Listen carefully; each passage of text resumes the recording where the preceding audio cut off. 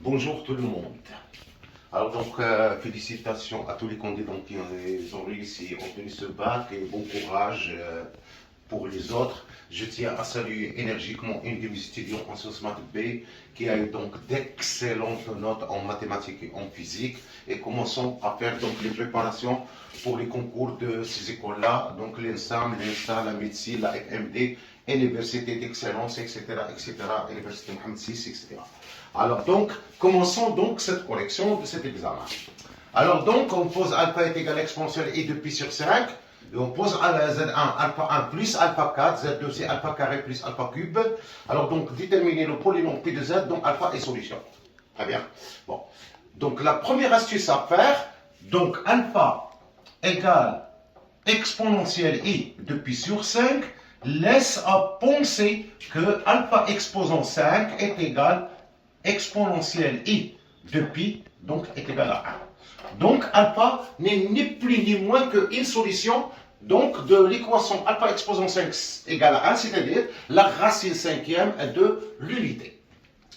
Bien, donc ça veut dire tout simplement que alpha exposant 5 moins 1 égale à 0. Soit alpha moins 1, facteur donc de alpha exposant 4 plus alpha exposant 3 plus alpha carré plus alpha plus 1 égale à 0. Voilà. D'accord.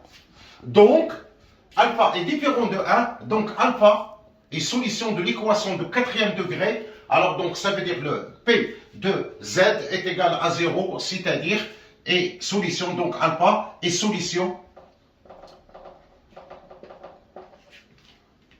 de l'équation de second degré, de quatrième degré,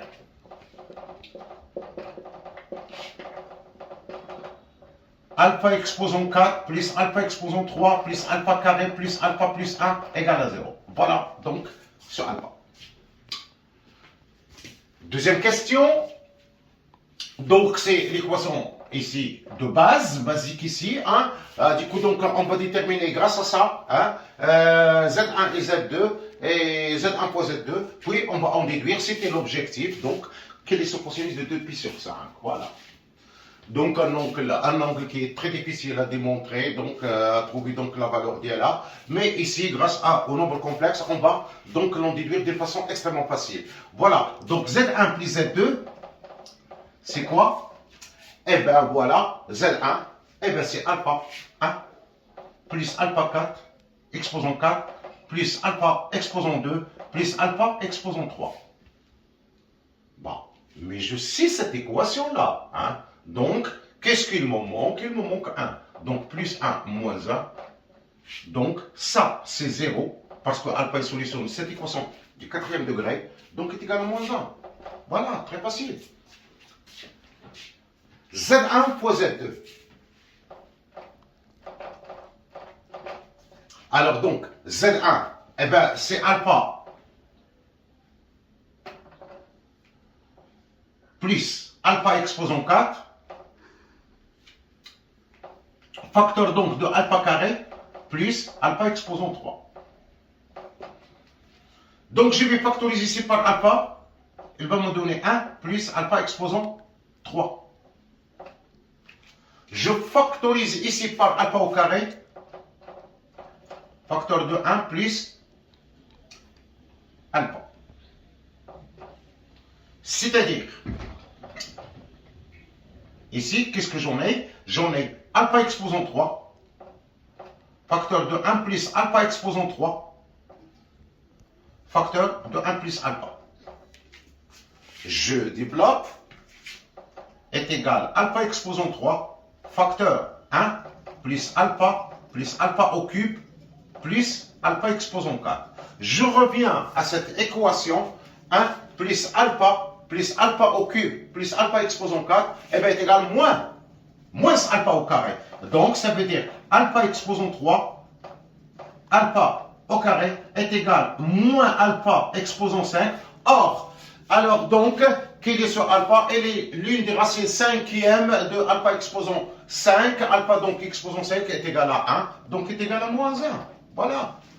Très simple.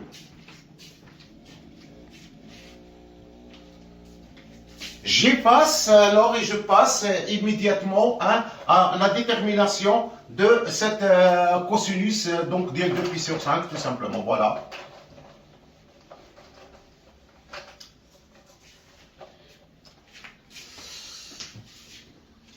Donc, résultat que nous avons, donc je présume, du coup, qu'est-ce que nous avons? Nous avons donc Z1 plus Z2 égale à moins 1. Et Z1 plus fois Z2 égale aussi à moins 1. Ben, du coup, qu'est-ce que j'en déduis? Que Z1 et Z2, donc Z1 et Z2, théorème fondamental de l'algèbre, sont solutions de l'équation de second degré. Donc Z1, Z2 sont solutions de l'équation de second degré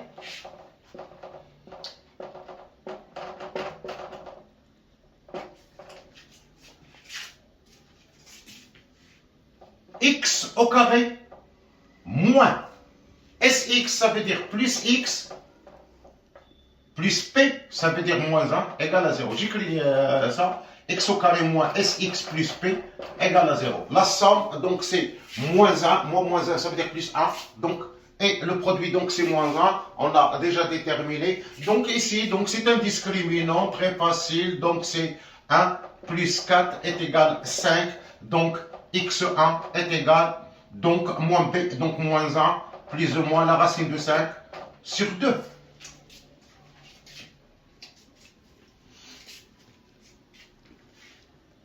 Alors, voilà donc Z1 donc, et Z2, donc ça peut être soit moins 1 moins racine de 5 sur 2, soit moins 1 plus racine de 5 sur 2. Voilà. Tout dépend quel est Z1 et quel est Z2. Du coup, donc, je prends cette solution.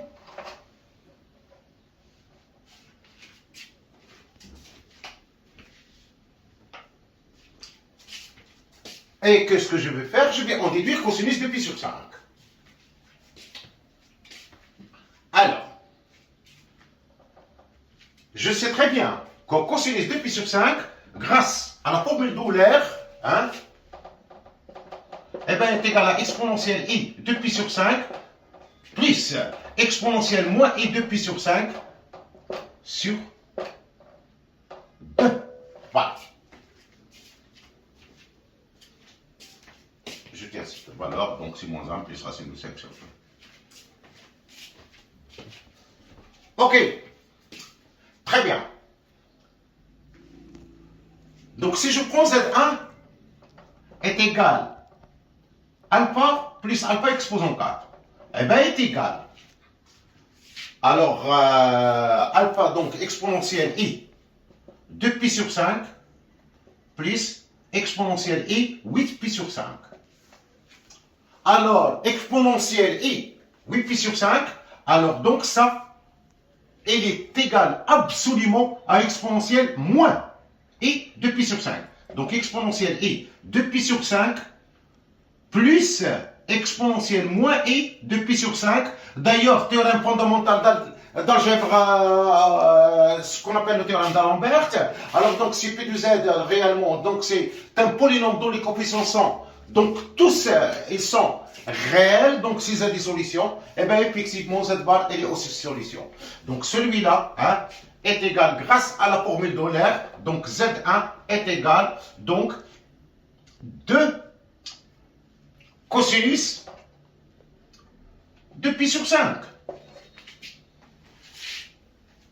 Or, cosinus de pi sur 5 est positif, donc je peux en déduire que à partir des valeurs que j'ai déterminées donc au préalable, donc c'est-à-dire moins 1 plus ou bien moins la racine de 5 sur 2, donc ça veut dire que Z1 est égal tout simplement moins 1 plus racine de 5 sur 2 car Z1 est positif. Alors donc c'est clair, j'en déduis qu'au cosinus donc de 2 pi sur 5 eh ben, est égal moins 1 plus racine de 5 sur 4. Eh bien, c'est ainsi que se termine donc cette collection. Merci de votre attention. À bientôt.